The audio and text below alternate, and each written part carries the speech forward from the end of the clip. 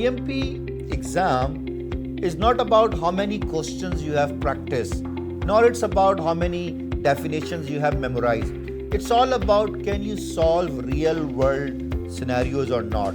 PMI wants you to deeply understand what project management is, especially when you talk about project management, how many exam content outline tasks is clear to you with their scenarios.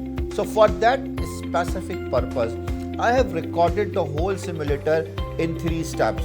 First, I explain you what task is and what are critical 5 to 6 scenarios in each task so you can practice questions.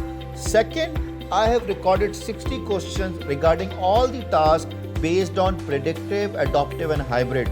So you understand the task with different form of project approaches. And finally, the last simulator with 4 hours so that you can practice all 180 questions in 4-hour sitting.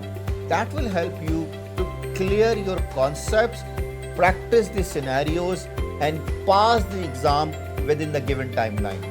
So what you are waiting for?